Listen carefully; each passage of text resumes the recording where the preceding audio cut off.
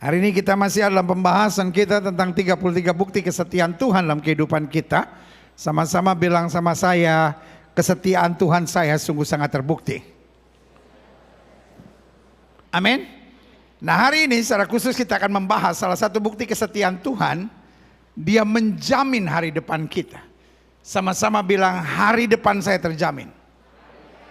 Hidup Kristen tidak pernah perlu khawatir. Setan mau kita panik dengan hari depan kita. Karena orang yang panik dengan hari depannya akan coba menghalalkan segala cara dan coba mengisinya dengan kekuatannya sendiri. Tetapi Tuhan kita adalah Tuhan yang menjamin hari depan kita. Amin. Apapun yang terjadi hari ini tidak akan bisa mengubah rancangan Tuhan yang dahsyat dalam hidup kita. Kita boleh disakiti orang, kita boleh dicurangin orang, kita boleh menghadapi kegagalan, tapi Tuhan selalu mampu menghadirkan hari depan yang dahsyat dalam hidup kita. Bilang sama sebelah saudara, gak perlu khawatir. Amin. Daud boleh menghadapi situasi yang berat, tetapi itu tidak bisa merubah rancangan Allah untuk menjadikan dia the king of Israel. Yusuf boleh dijual oleh saudara-saudaranya. Yusuf boleh difitnah oleh istrinya Potifar. Yusuf boleh direkayasakan hal-hal yang jahat sampai dia dibuang ke dalam penjara. Tapi itu tidak bisa merubah rancangan Tuhan untuk dia menjadi Perdana Menteri di tanah Mesir. Amin. Daniel boleh dibuang ke gua singa, tapi itu tidak bisa merubah rencana Tuhan bahwa dia akan menjadi orang penting di tempat di mana Tuhan membuang dia di Babel. Dan hari ini kembali saya hanya mau ingatkan buat saudara, Alkitab jamin buat kita, kalaupun manusia mereka-rekakan yang jahat, Allah mereka-rekakannya untuk kebaikan. Beri tepuk tangan yang meriah buat Tuhan. Yang setuju sama saya katakan, hari depan saya dahsyat. Sama-sama bilang sama saya, hari depan saya dahsyat. Apa yang Alkitab ngomong tentang itu? Buka Alkitab kita sama-sama. Yeremia pasal 29 ayat 11 sampai 14. Sebab aku ini, kata Tuhan, mengetahui rancangan-rancangan apa yang ada padaku mengenai kamu. Demikian firman Tuhan, yaitu rancangan apa? Damai sejahtera. Dan bukan rancangan kecelakaan, untuk memberikan kepadamu, haleluya, hari depan yang penuh harapan. Apakah saudara sekolah sampai S3? Ataukah saudara hanya SMA? Atau mungkin sebagian saudara menatap saya dan berkata, pendeta saya SMA saja nggak lulus. Saudara boleh menatap saya dan berkata, saya kuliah di luar negeri. Sebagian saudara menatap saya dan berkata, orang tua saya nggak punya biaya untuk menyekolahkan saya sampai kuliah. Tapi hari ini saya mau bilang sama saudara, hari depan saudara dahsyat. Karena Alkitab bilang, aku tahu rancangan apa yang ada padaku mengenai kamu. Tuhan gak bilang aku tahu rancangan apa yang ada padamu mengenai hidupmu. Tuhan gak perlu tahu rancangan apa yang ada padamu, tapi Tuhan tahu rancangan apa yang ada padanya mengenai engkau.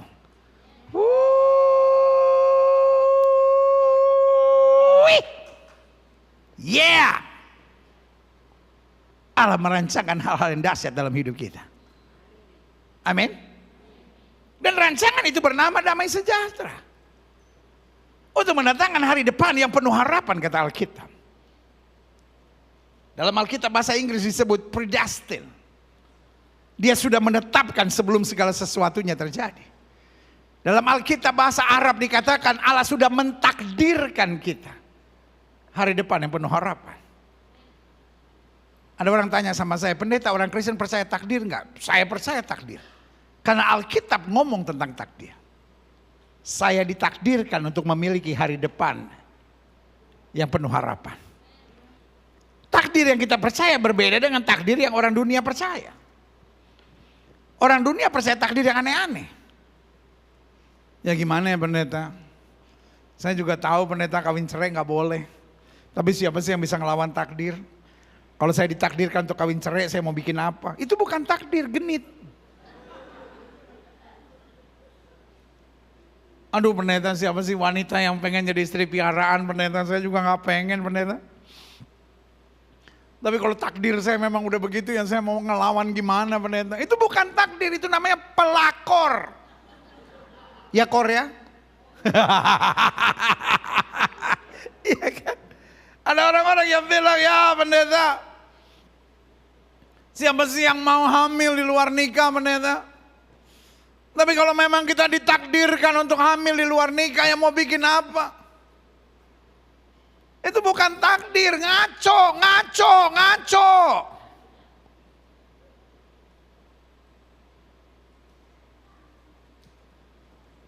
Saya sih laki pendeta. Tapi suka laki juga. Mungkin ini memang takdir saya. Itu bukan takdir. Itu pasrah-pasrah bego, saudara-saudara. Be man. Masa laki jalan gak lurus? Shalom. Maju jalan, 1, 2, 3.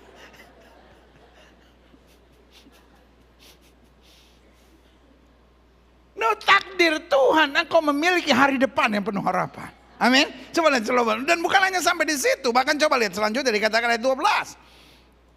Dan apabila kamu berseru, nah kalau saudara menghadapi masalah-masalah seperti itu, berseru pada Tuhan.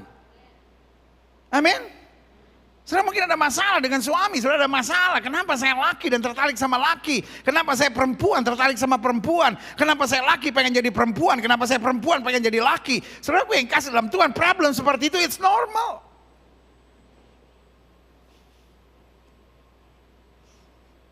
Iya dong, masalah-masalah gitu normal dong. Sama seperti orang, kenapa ya saya itu gampang emosi gitu. Tetapi kalau ada masalah, kita jangan ikutin apa yang suara hati kita bilang. Kita harus berseru kepada Tuhan. Amin. Ada orang kalau emosi bawaannya mau nonjok orang. Terus kita harus ikutin. Ya hidup tuh gak boleh ditahan-tahan. Kalau kamu laki, kamu tertarik sama laki, sosor. Kan orang sekarang tambah gila, saudara-saudara. Kalau kamu perempuan, tapi kamu nggak merasa perempuan, lalu kamu pengen operasi jadi laki. Tapi saya ketemu banyak orang yang udah jadi laki, pengen jadi perempuan lagi. Orang seperti itu bukan harus diikuti, tapi harus bertobat. Karena ada aja orang miskin pengen jadi orang kaya. Orang kaya pengen jadi orang miskin. Orang yang gak bisa jadi presiden pengen jadi presiden. Ya kan bisa aja kan kemauan-kemauan seperti itu kan. Emangnya harus diikutin. Bilang sama sebelah saudara, sadar. Kalau semua yang ada dalam kemauan kita harus kita ikutin. Coba lagu bilang apa? Seandainya aku punya sayap, terbanglah aku. Dia pengen punya sayap. Mendaratnya di mana?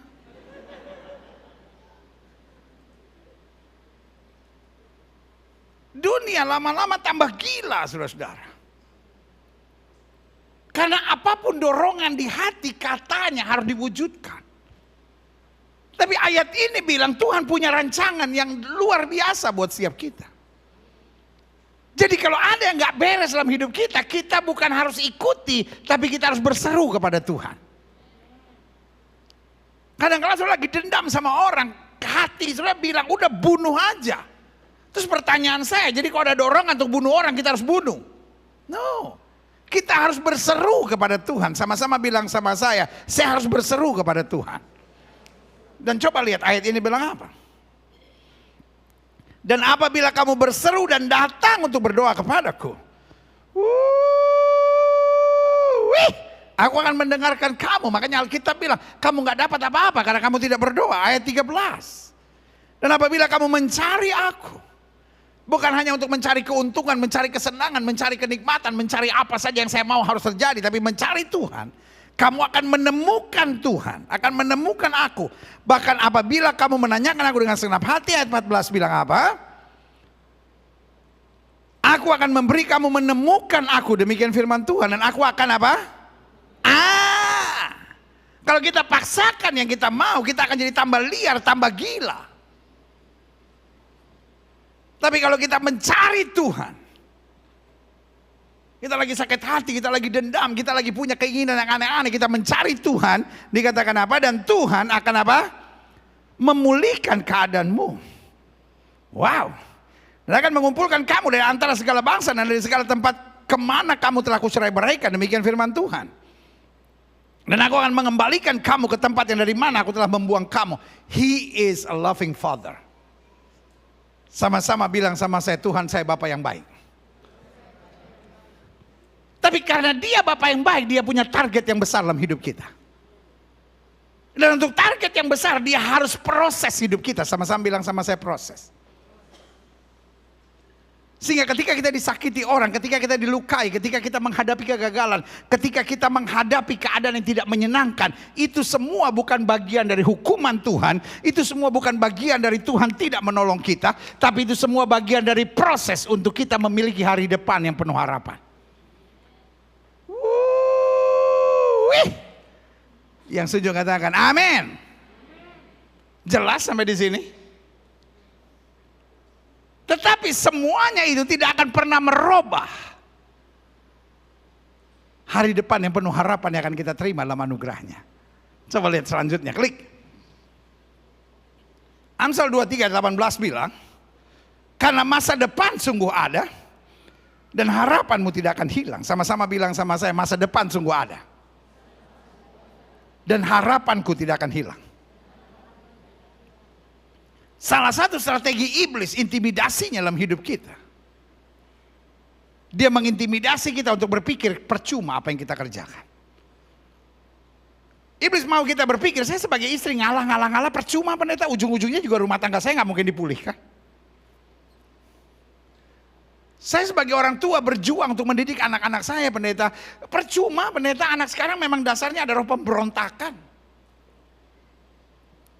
Saya sebagai suami coba berjuang untuk supaya rumah tangga tetap damai, tetap bahagia. Tapi percuma pendeta kalau nggak dapat support dari istri. Saya sebagai mertua udah coba menolong menantu saya. Tapi menantu saya itu kurang ajar banget gitu pendeta. Percuma saya buat apapun. Saya udah melayani, saya hidup suci, saya bertobat, saya sungguh-sungguh melayani Tuhan. Tapi rasanya percuma semuanya. Saya mau beritahu itu dusta iblis. Yang setuju sama saya katakan tidak ada yang percuma. Karena Alkitab bilang orang yang menabur dengan air mata akan menuai dengan sorak-sorai. Berikan tepuk tangan yang meriah buat Tuhan. Iblis mau kita berpikir percuma. Sorry untuk ngomong ini. Saudara-saudara yang sedang berpikir percuma pengorbanan saya, percuma jerih payah saya, percuma perjuangan saya sebagai istri, saya mau beritahu tidak ada yang percuma. Engkau sedang terintimidasi oleh suara setan, tapi hari ini tegak dan berkata, aku tetap akan menabur dengan air mata dan aku akan melihat kemuliaan Tuhan dinyatakan dahsyat dan luar biasa. Yang setuju sama saya angkat tangan kanan bilang tidak percuma. Alkitab saya bilang masa depan sungguh ada dan harapanmu tidak akan hilang. Alkitab saya bilang jerih payahmu dalam Tuhan tidak akan sia-sia. Klik selanjutnya. Yeremia 31:17 bilang masih ada harapan untuk hari depanmu. Demikian firman Tuhan, anak-anak akan kembali ke daerah mereka. Sama-sama bilang selalu ada harapan. Pertanyaannya, saya masih berseru kepada Tuhan enggak? Saya masih mencari Tuhan enggak?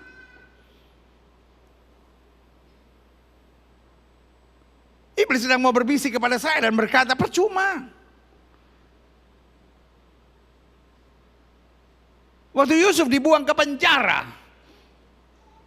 karena menolak ajakan dari istrinya Potifar. Dan akibatnya dia difitnah dan dikatakan, hamba Ibrani yang kamu bawa ini hendak memperkosa aku. Saya percaya di saat dia ada dalam penjara, hal yang pertama yang iblis mau coba buat adalah intimidasi dia dan berkata, buktinya percuma kan kamu hidup benar, berarti percuma kan kamu hidup suci, berarti percuma kan kamu menolak dosa. Tapi hari ini saya mau bilang tidak percuma. Yusuf dengan bangga punya rumusan kehidupan yang luar biasa. Kalaupun manusia mereka-rekakan yang jahat, Allah mereka-rekakannya untuk kebaikan. Berikan tepuk tangan yang meriah buat Tuhan. Sama-sama bilang saya harus tetap maju. Sama-sama bilang sama saya harus tetap semangat. Karena tidak ada yang percuma di dalam Kristus. Amin. Nah, saya pelajari begini. Hidup ini bukan hanya soal sekarang dan hari ini. Hidup ini bukan hanya soal now and today. Jangan karena sekarang ada badai, sekarang ada angin ribut, sekarang ada kegagalan, sekarang ada masalah, kita bilang aduh percuma semua. No. My God is God of progress. Allah saya mempersiapkan segala sesuatu dengan dahsyat dan luar biasa. Makanya hidup ini soal hari depan. Sama-sama bilang sama saya, hidup ini hari depan. Ada 3 hal dahsyat tentang hari depan orang percaya. Yang pertama, hari depan yang Tuhan siapkan adalah hari depan yang penuh kepastian dan kemajuan. Hidup Kristen bukan soal diberkati atau tidak diberkati. Perdebatan ini tidak selesai-selesai. Ada kelompok-kelompok yang mempertahankan dan berkata, orang yang iring Kristus pasti kaya. Sementara ada kelompok-kelompok yang anti dengan teologi itu sambil berkata, orang-orang yang kaya tidak akan pernah masuk surga. Orang-orang yang kaya masih dikuasai oleh roh kedagingan. Hidup Kristen harus menderita. Makin menderita, kita makin masuk surga yang luar biasa. Buat saya kedua pandangan ini sama gilanya dan sama ngaconya, saudara-saudara. Yang saya percaya, iman Kristen menekankan keseimbangan. Betul kita diberkati. Tapi kalaupun kita lewati penderitaan, kita percaya tangan Tuhan selalu menyediakan kekuatan dan kemenangan buat kita. Berikan tepuk tangan yang meriah. Kita bukan orang cengeng yang menangisi penderitaan. Tapi kita juga bukan orang bodoh yang menikmati penderitaan. Tetapi kita orang berhikmat yang menghadapi penderitaan dan percaya Allah turut bekerja dalam segala perkara untuk mendatangkan kebaikan. Berikan tepuk tangan yang meriah buat Tuhan. Amin. Orang yang percaya pada teologi kemakmuran akan menangisi penderitaan. Orang yang percaya pada teologi penderitaan akan menikmati penderitaan. Tetapi kita yang percaya pada teologi keseimbangan Alkitabiah, kita percaya kalaupun kita menghadapi masa yang sukar, kita percaya Tuhan tidak pernah tinggalkan kita. Dia pegang tangan kita. Kita lebih daripada orang-orang yang menang karena Kristus yang mengasihi kita. Yang setuju katakan amin. Amin. Makanya yang saya percaya, hari depan yang Tuhan siapkan buat kita adalah hari depan yang penuh kepastian dan penuh kemajuan. Sama-sama bilang sama saya, hari esok saya lebih baik dari hari ini.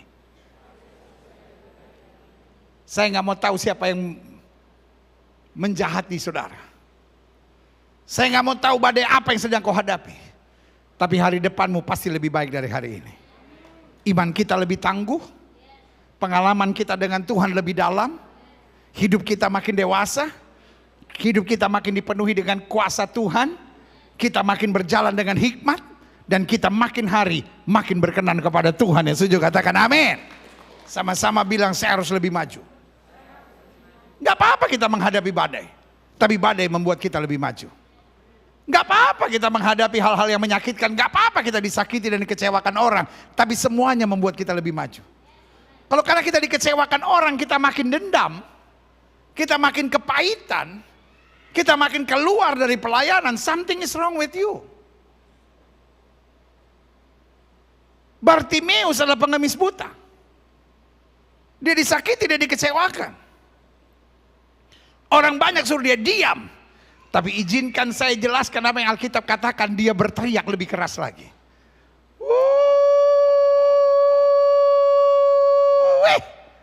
disakiti dan dikecewakan membuat dia lebih semangat melihat anugerah dan kasih karunia Tuhan yang luar biasa. Berikan tepuk tangan yang meriah buat Tuhan.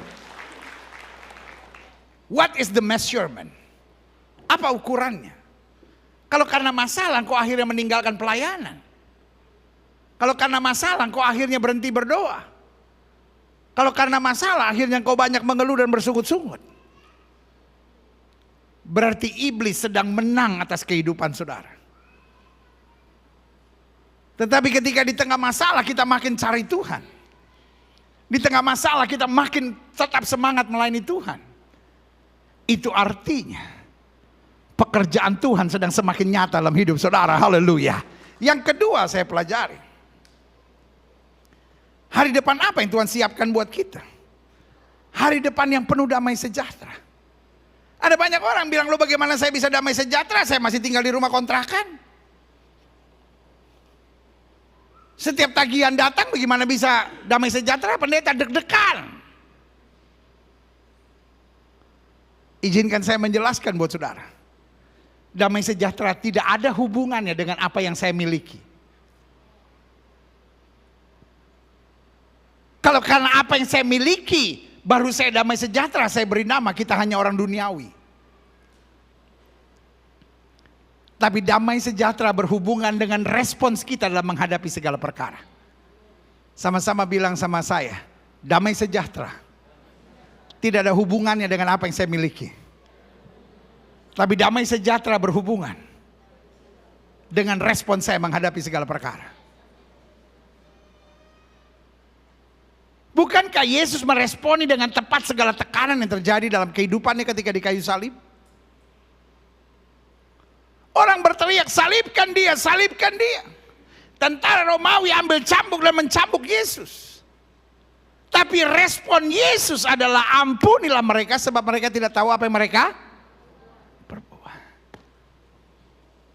Sama-sama bilang sama saya, ini soal respons. Kalau engkau tidak damai sejahtera bukan karena suamimu kasar. Kalau engkau tidak damai sejahtera bukan karena istrimu terlalu menyakitkan. Kalau engkau tidak damai sejahtera bukan karena situasi rumah tanggamu terlalu banyak masalah. Kalau kau tidak ada damai sejahtera bukan karena mertuamu terlalu ikut campur. Kalau kau tidak ada damai sejahtera bukan karena mama dan papamu tidak punya waktu untuk memperhatikan dan mempedulikan engkau. Saya khawatir kalau kita tidak punya damai sejahtera. Karena kita terlalu banyak tuntutan dalam kehidupan. Dan bukan meresponi dengan tepat segala sesuatu yang Tuhan rencanakan dalam hidup kita. Paulus bilang, aku tahu kepada siapa aku percaya. Aku yakin dia berkuasa. Paulus katakan Allah turut bekerja dalam segala perkara untuk mendatangkan kebaikan bagi setiap orang yang mengasihi dia. Berikan tepuk tangan yang meriah buat Tuhan. Bahkan Daud tidak kehilangan damai sejahtera. Ketika dimaki oleh Goliat dan Goliat bilang, anjing ke aku sampai kau datangi aku dengan batu seperti itu. Dia tetap tenang berdiri tegak dan bilang, engkau boleh datangi aku dengan pedang, tombak dan lembing. Tapi aku datangi engkau dengan nama Tuhan semesta alam. Sama-sama bilang sama saya soal respons. Sama-sama bilang sama saya soal respons. Yang ketiga saya pelajari. Apa damai sejahtera, hari depan apa yang Tuhan siapkan buat kita? Hari depan yang penuh arti dan manfaat. Sama-sama bilang sama saya, hari depan yang penuh arti dan manfaat. Kita bukan sembarang menjalani hari depan. Tapi kita mau hidup penuh arti. Bu, sama-sama bilang hidup saya harus penuh arti. Sama-sama bilang hidup saya harus penuh manfaat. Pak, sama-sama bilang hidup saya harus penuh arti. Sama-sama bilang hidup saya penuh dengan manfaat. Hidup kan kita nggak boleh asal jalanin. Yang akhirnya menyusahkan orang, merugikan orang, menyengsarakan orang, lalu sambil berkata, lu saya memang orangnya begini mau diapain nih? Hidup ini bukan soal apa yang saya mau. Hidup ini bagaimana saya memberi arti dan warna bagi kehidupan ini.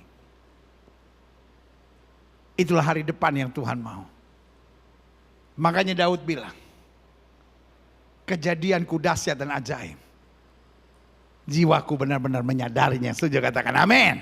Selanjutnya saya pelajari, klik. Bagaimana dia menjamin hari depan kita? Bu, Pak,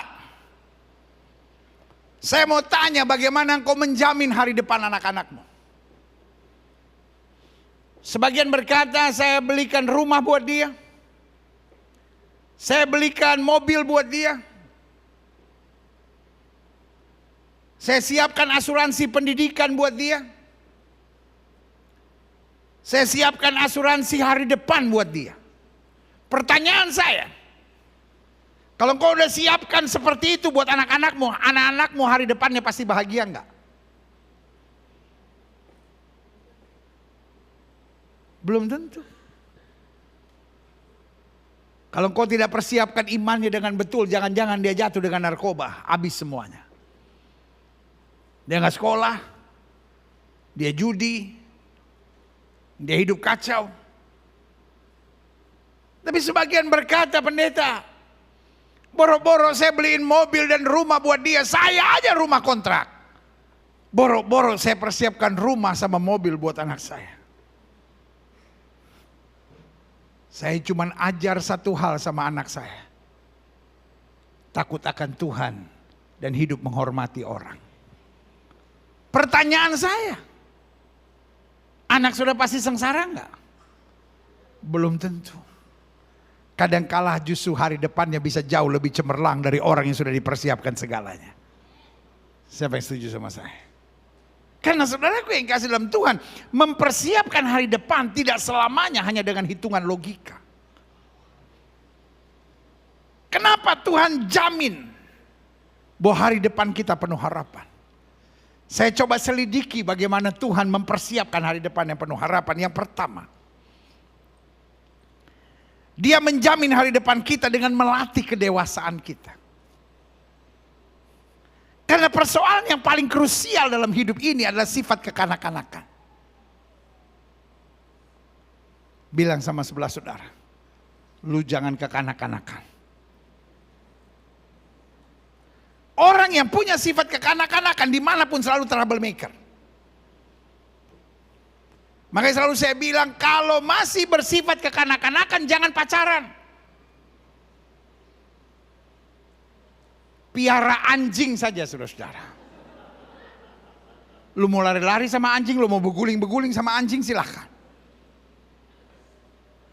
Karena orang yang masih bersifat kekanak-kanakan, kalau pacaran sama orang, dia menyusahin anak orang. Apalagi sampai menikah.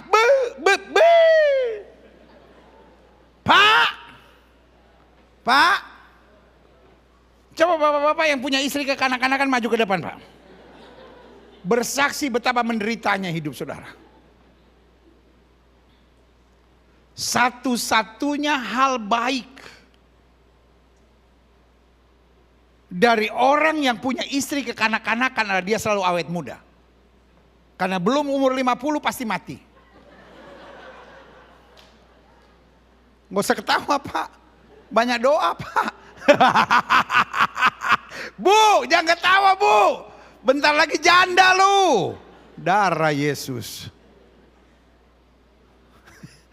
Ada ibu-ibu yang lihat saya. Mungkin dia merasa tersindir tuh. Bagus kalau merasa tersindir.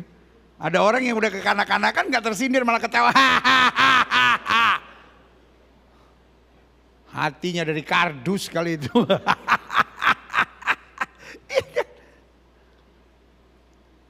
Banyak gereja pecah bukan karena setan, tapi karena kekanak-kanakan pengurusnya.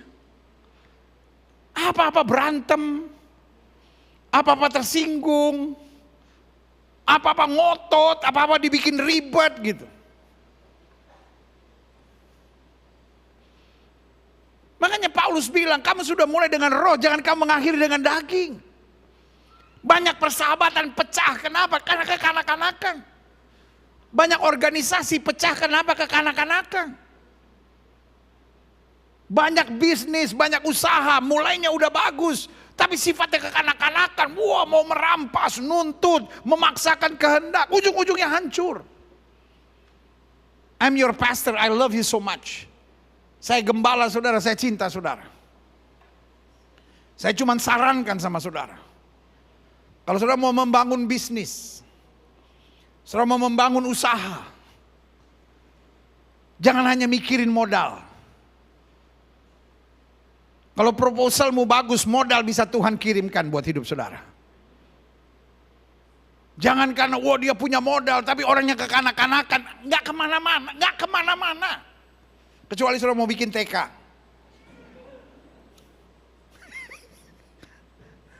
Ngerti nggak maksud saya? Adik-adik muda, lo kalau pacaran sama orang, jangan cuma cari yang ganteng, yang cantik. Lihat orangnya kekanak-kanakan nggak? Kalau orangnya nggak dewasa, nggak tanggung jawab, tanya sama mama lo yang udah cukup menderita, punya laki yang nggak dewasa itu. Bagaimana Tuhan menjamin hari depan kita? Alkitab saya bicara tentang seorang pemimpin hebat bernama Musa. Musa memang pemimpin hebat, tapi sayang dia punya satu kekurangan. Punya sifat kekanak-kanakan. Makanya dia boleh melihat tanah perjanjian, tapi tidak pernah bisa masuk. Saudara menatap saya dan berkata, dari mana pendeta tahu bahwa dia sifat kekanak-kanakan? Dimulai dari kalimat pertama dia waktu Tuhan pilih dia. Tuhan bilang sama Musa, I'm gonna use you. Dia bertanya, who are you?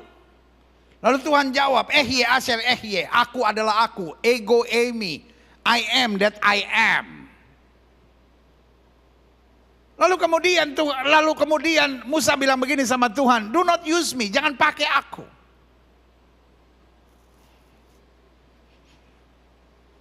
Karena aku tidak pandai bicara. Lalu Tuhan bilang, I'm gonna bless you. Aku akan menyampaikan perkataan kepadamu. Nah itulah orang yang kanak-kanak, ngotot aja saudara-saudara. Merasa diri bener aja, gak mau terima aturan, gak mau terima nasihat, gak mau terima teguran, gak mau terima masukan. Akhirnya Tuhan bilang, I'll do the talk for you. Oh, dia bilang, no, don't use me. Pakai Harun. Tapi kalau sudah lihat banyak masalah terjadi dengan Musa justru karena Harun. Karena yang Tuhan pakai sebetulnya adalah Musa.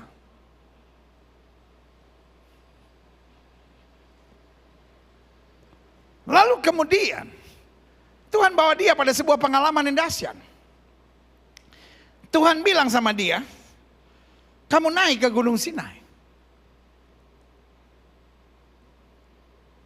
By his finger, dengan tangan Tuhan sendiri, Tuhan menulis 2 loh batu yang berisi 10 hukum Tuhan. God's own finger. Tangan Tuhan sendiri yang tulis. Jari-jari Tuhan sendiri yang tulis. 40 days, Moses on top of the mountain. Musa ada di puncak Gunung Sinai. Tiba-tiba dia turun. Dia lihat Harun sudah memimpin bangsa Israel. Menyembah lembu emas tuangan. Dia yang sudah dapat pengalaman dari Tuhan mestinya harus punya analisa yang tepat. Analisa dengan hikmat. Untuk mengerti situasi dan bertindak dengan tepat. Tapi orang yang bersifat kekanak-kanakan tidak pernah analisa emosi dulu saudara-saudara. Judgmental dulu gitu. Pokoknya menghakimi ini nggak benar, ini nggak beres, ini salah, ini nggak beres. Dan saudaraku yang kasih dalam Tuhan, dalam hidup ini, kalau analisa salah, kesimpulan kita pasti salah. Dan kalau kesimpulan kita salah, keputusan yang kita ambil sebagai solusi pasti keliru. Ngerti nggak sampai di sini?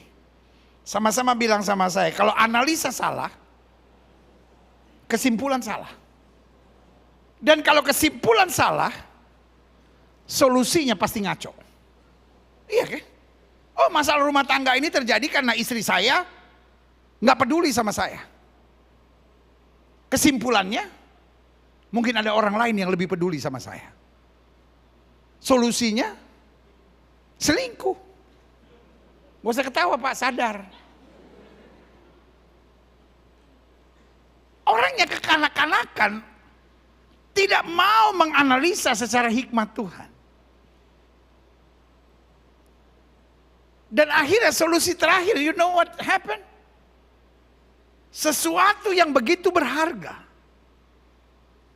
tiba-tiba dipecahkan oleh Musa. Ih, kalau batu itu bisa ngomong, bilang kakak saya salah apa? Tapi orang yang kekanak-kanakan, tindakannya betul-betul bodoh. Orang yang sifatnya kekanak-kanakan gak ngerti menghargai. Pokoknya saya emosi, pokoknya begini, pokoknya begini, pokoknya begini. Coba, yang berdosa siapa, yang salah siapa, yang dipecahkan apa? Analisa yang keliru akan menciptakan kesimpulan yang keliru. Dan kesimpulan yang keliru akan menuntun pada solusi-solusi yang bodoh dalam kehidupan. And it's so childish. Itu menunjukkan sifat kekanak-kanakan. Tapi Tuhan masih full of mercy. God gave him a second chance. Tuhan panggil dia naik kembali. Setelah dia bertobat. Tuhan tulis kembali dengan jarinya 2 loh batu. Dengan 10 hukum di dalamnya. Tuhan proses dia selama 40 tahun. Di akhir 40 tahun, bangsa Israel again complaining to God. Mereka berteriak sama Musa, apa kurang kuburan di Mesir sampai kau biarkan kami mati di padang belantara seperti ini. Musa kembali berseru kepada Tuhan, God, I'm headache with these people. Tuhan bilang, oke, Moses. Kamu lihat gunung batu itu? Tunjuk dengan tongkatmu. Aku akan mengeluarkan air dari gunung batu itu. Tapi dasar kekanak-kanakan. Musa mau menunjukkan bahwa dialah orangnya yang menciptakan air itu. Dia pukul batu itu 2 kali sekeras-kerasnya. Dan Tuhan bilang, enough is enough. Cukup. Kamu melanggar line of honor. Dan Tuhan mulai bilang sama Musa, you know Moses, you can see the land, but you can never enter the land. Musa tidak bisa masuk ke tanah perjanjian. Bukan karena berzina. Bukan karena menyembah berhala. Bukan karena tidak mencintai Tuhan. Tapi karena sifat kekanak-kanakan. Kalau engkau mau lihat hari depan yang penuh harapan, izinkan Tuhan memproses sifat kekanak-kanakan kita. Membuangnya. Sampai makin hari kita makin dewasa dalam Kristus. Berikan tepuk tangan yang meriah buat Tuhan. Yang kedua, bagaimana dia menjamin hari depan kita. Dia membuang sifat negatif kita. Betul bertobat menerima Yesus sebagai Tuhan dan Juru Selamat. Itu 1 kali dalam sepanjang umur hidup kita.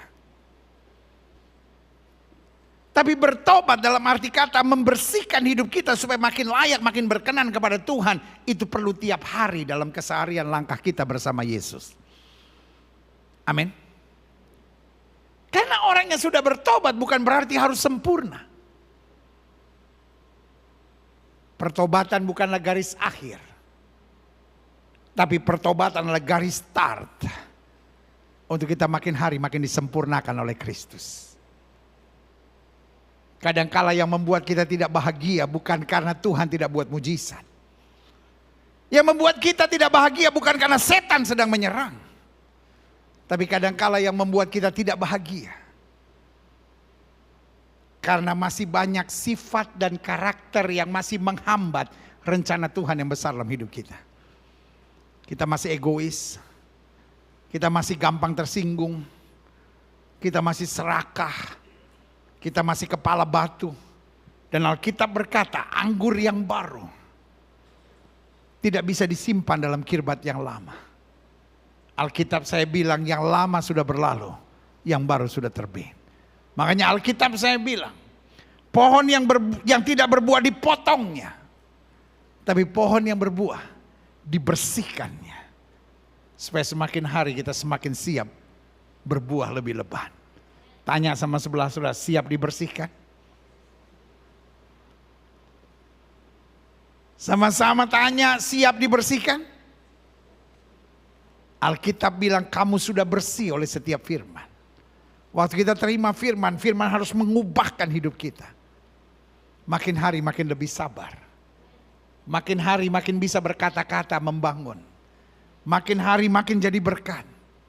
Makin hari makin menghadirkan Shalom Kristus. Makin hari boleh makin memancarkan terang kemuliaan Tuhan. Berikan tepuk tangan yang meriah. Yang ketiga, bagaimana dia menjamin hari depan kita? Dia menguatkan iman percaya kita. Karena bukan orang sukses, bukan orang pintar, bukan orang kaya yang bisa melihat hari depannya terjamin.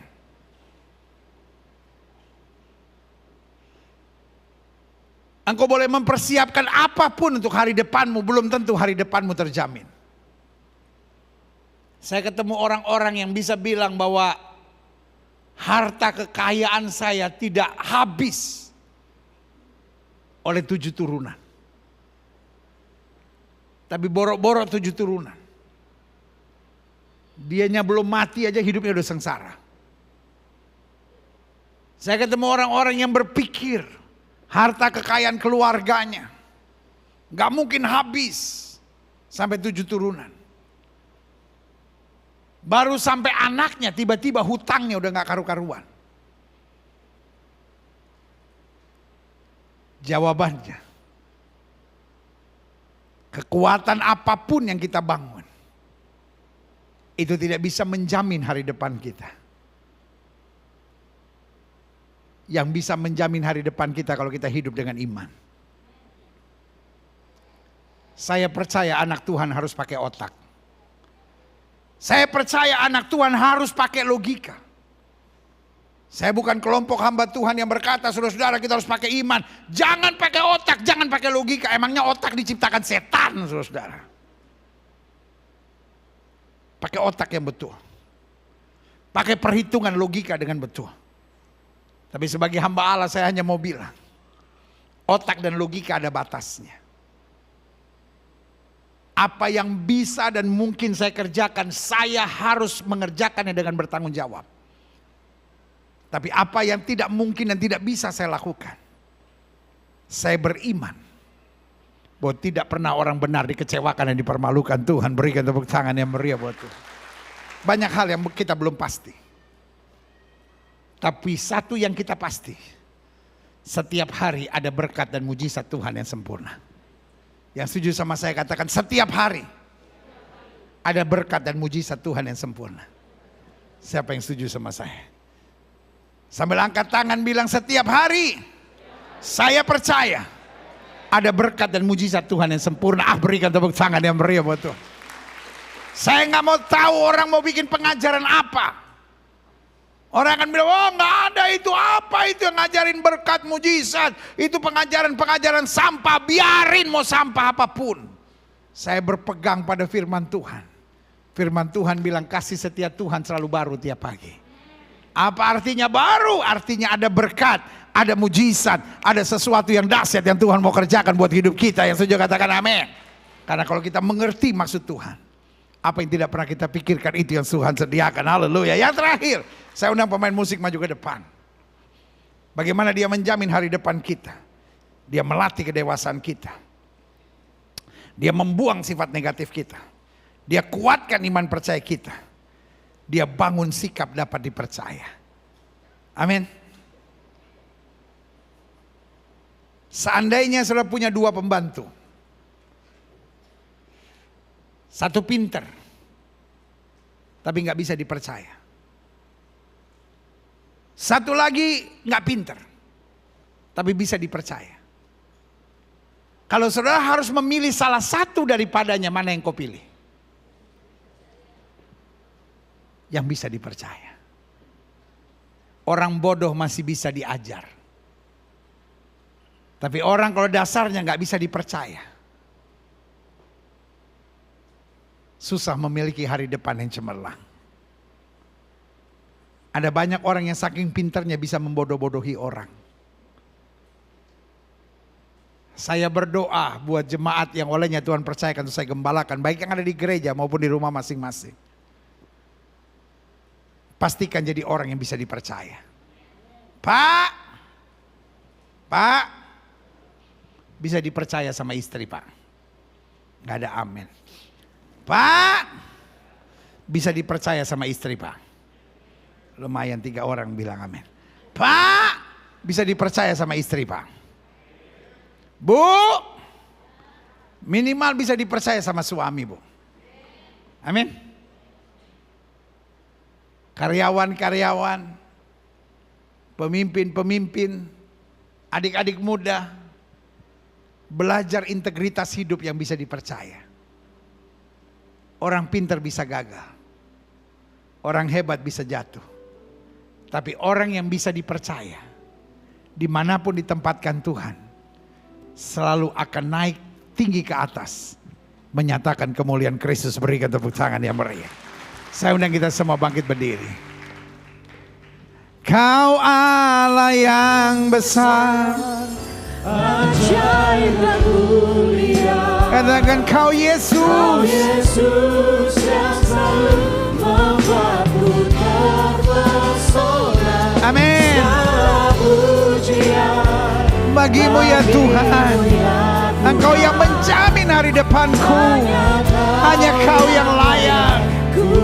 Sama-sama katakan kau Allah yang besar. Allah yang besar, ajaib dan mulia. Haleluya.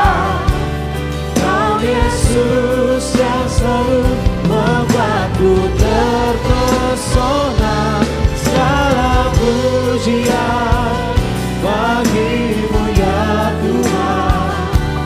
Hanya Kau yang layak ku agungkan. Musik main dengan sangat lembut. Setiap mata terpejam, setiap kepala tertunduk, setiap hati terangkat pada Tuhan. Siang hari ini Roh Kudus kembali berbicara dalam kehidupan kita.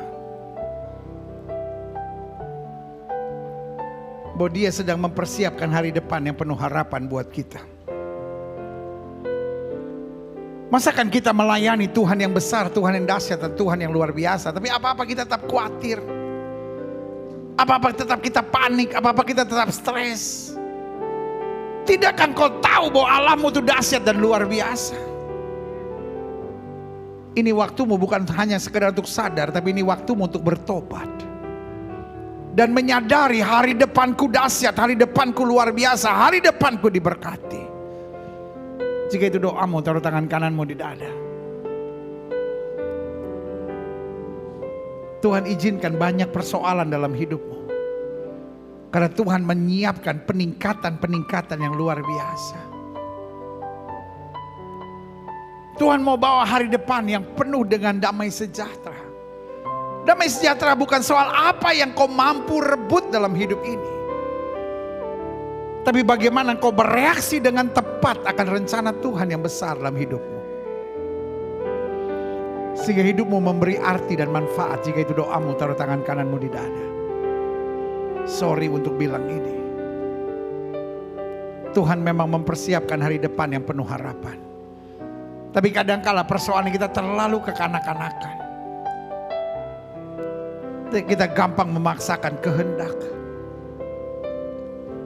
Kita seringkali tidak menganalisa dengan hikmat Tuhan.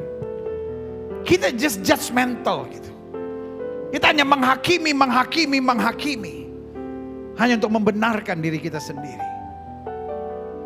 Akhirnya yang terjadi, karena analisamu keliru, kesimpulanmu keliru, dan akhirnya keputusanmu bodoh sekali. Jika itu doamu, taruh tangan kananmu di dada. Bukan setan terlalu kuat, tapi persoalannya sifatmu itu yang terlalu jelek. Engkau hanya paksakan setiap orang mengerti dan memahami engkau, tapi kau tidak belajar mempersiapkan hidupmu semakin hari semakin dapat diandalkan dan berkenan kepada Tuhan. Tuhan sedang mempersiapkan hari depan yang cemerlang bagimu. Jika kau siap, taruh tangan kananmu di dada. Biarkan Roh Kudus arahkan hidupmu terus, supaya hidupmu dapat menjadi berkat buat banyak orang. Jika itu doamu, taruh tangan kananmu di dada. Setiap saudara yang ingin didoakan, taruh tangan kanan saudara di dada. Boleh angkat tangan dua-dua tinggi-tinggi. Izinkan saya berdoa. Bapa, anugerahmu sempurna dalam hidup kami. Lihat tangan anak-anakmu yang terangkat dua-dua di hadapan Tuhan. Ampuni kami kalau kami hanya penuh dengan kekhawatiran akan hari depan kami. Hari depan pekerjaan kami, hari depan rumah tangga kami, hari depan anak-anak kami. Padahal Tuhan janjikan hari depan yang penuh dengan harapan dan damai sejahtera.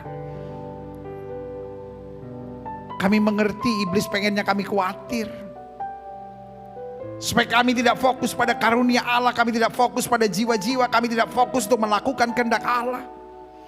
Kami hanya sibuk dengan kekhawatiran kami mempersiapkan hari depan kami. Hari ini kami diingatkan oleh Tuhan untuk belajar hidup dengan iman dan percaya bahwa segala sesuatunya dahsyat, indah dan luar biasa. Lihat tangan-tangan yang terangkat. Biarlah hari ini kami mengagumi kesetiaan Tuhan, bahwa kesetiaan Tuhan yang menjamin hari depan kami penuh dengan harapan.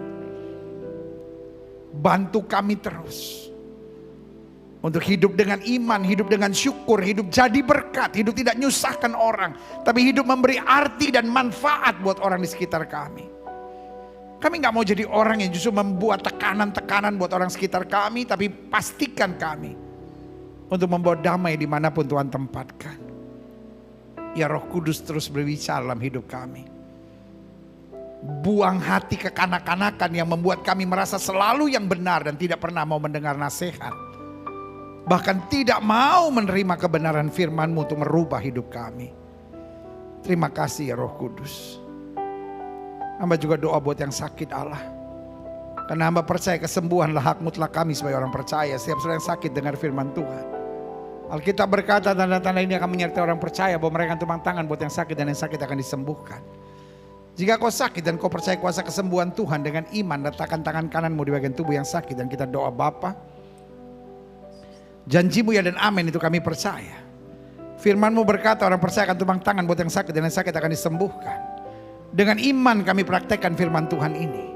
Kami letakkan tangan kanan kami di bagian tubuh kami yang sakit. Kami tolak sakit penyakit, kami tolak kelemahan tubuh, kami tolak campur tangan kegelapan. Kami patahkan kuasa di dalam nama Yesus. Setan sakit penyakit, kau tidak punya kuasa atas tubuh orang percaya, karena tubuh kami telah dibeli dengan harga mahal, itu darah Yesus. Dari darah yang tercurah tubuh kami adalah bait Roh Kudus, bukan tempat penyakit. Kami perintahkan keluar dalam nama Yesus, baik yang ada di gereja maupun yang ada di rumah masing-masing. Segala sakit penyakit kami perintahkan keluar dalam nama Yesus. Segala virus, kuman, bakteri, infeksi, serangan-serangan setan, kutuk-kutuk kegelapan, penyakit kami perintahkan keluar dalam nama Yesus. Kuasa kesembuhan, berkat, mujizat mulai terjadi. Karena kami percaya Yesus kami tidak berubah dulu, kemarin, hari ini dan sampai selama-lamanya. Dengan iman kami nyatakan oleh bilur-bilur Kristus kami yang percaya sudah dijamah dan disembuhkan Tuhan dengan kuasa-Mu yang luar biasa. Inilah tepuk tangan sorak-sorai kemenangan kami, tepuk tangan sukacita kami. Karena Yesus telah melakukan perbuatan-perbuatan yang luar biasa. Terima kasih Tuhan. Terima kasih Tuhan. Setiap saudara yang sudah doakan untuk kesembuhan, tanamkan dalam rohmu kau sembuh oleh bilur Yesus. Jangan bimbang. Karena Alkitab berkata sesuai dengan imanmu jadi padamu. Di atas kayu salib Yesus berkata sudah selesai. Semua harga dosa, harga penyakit, harga penderitaan sudah diselesaikan Yesus di atas kayu salib. Kita imani baginya tidak ada perkara yang mustahil. Silakan turunkan tangan, Tuhan berkati. Bapa, hamba mengasihi jemaat-Mu satu persatu. Apa yang Tuhan taruh di hati hamba sudah hamba sampaikan bagi umat-Mu. Hamba doa firman termaterai, apa saja yang mereka kerjakan dibuat Tuhan berhasil. Mereka gak turun tapi naik, mereka gak jadi ekor, mereka jadi kepala. Hari-hari yang penuh mujizat boleh menjadi bagian hidup mereka. Rumah tangga mereka diberkati, hari-hari mereka penuh dengan tuntunan Tuhan yang sempurna. Terima kasih Bapa. Bangsa negara kami Indonesia, selamatkan ya Allah, damai sejahtera atas Indonesia. Umat mayoritas di bangsa ini Tuhan tuntun dalam damai sejahtera dan kasih karunia Tuhan yang sempurna. Bawa mereka pada keselamatan-Mu. Bapak Presiden, Wakil Presiden, para menteri, pejabat di pusat dan di daerah, para gubernur, para wali kota, para bupati, polisi, tentara, Kapolri, Panglima TNI, BNPT, BNPB, KPK, MA, Kejaksaan, Pengadilan, DPD, DPR RI, DPRD tingkat 1, DPRD tingkat 2, Bapak, lembaga-lembaga tinggi negara, lembaga tertinggi negara, semua dalam tangan pemeliharaan Tuhan. Jauhkan pemimpin-pemimpin kami dari malapetaka, mara bahaya, dari segala niat orang jahat, dari segala kuasa kegelapan, dukun paranormal, penasihat spiritual, dalam nama Yesus dihalaukan. Roh rakus, roh serakah, roh korupsi dipatahkan dari pemimpin kami. Ya Kristus, kami percaya Indonesia semakin baik. Ekonominya baik dalam nama Yesus, pendidikannya baik dalam nama Yesus, keamanannya baik dalam nama Yesus, politiknya baik dalam nama Yesus, kesehatan masyarakatnya baik dalam nama Yesus. Hasil tambang, hasil bumi, hasil laut, hasil hutan, semua baik dalam nama Yesus. Terima kasih Bapa. Gereja-gereja di mana-mana tempat, meskipun penuh dengan perbedaan, Tuhan persatukan dengan cara Tuhan. Sebagai tubuh Kristus yang esa. Gerejamu di tempat ini, Gereja Bethel Indonesia Glow Fellowship Center, Tuhan pakai terus untuk menegakkan kerajaan Allah dalam kebenaran dan kasih. Dan setiap kami yang sudah menerima firman hari ini, biarlah Tuhan tolong. Supaya dalam kehidupan kami percaya dan mengandalkan Tuhan untuk menyadari hari depan kami terjamin dalam damai sejahtera Kristus. Kami siap menjadi pelaku firman dimanapun Tuhan tempatkan. Yang siap menjadi pelaku firman, sama-sama kita katakan amin. Beri tepuk tangan yang meriah buat Tuhan. Kitalah orang-orang berbahagia itu, karena orang-orang berbahagia orang mendengar firman dan mempraktekkan dalam kehidupan sehari-hari. Silakan duduk. Tuhan memberkati Bapak Ibu Saudara sekalian.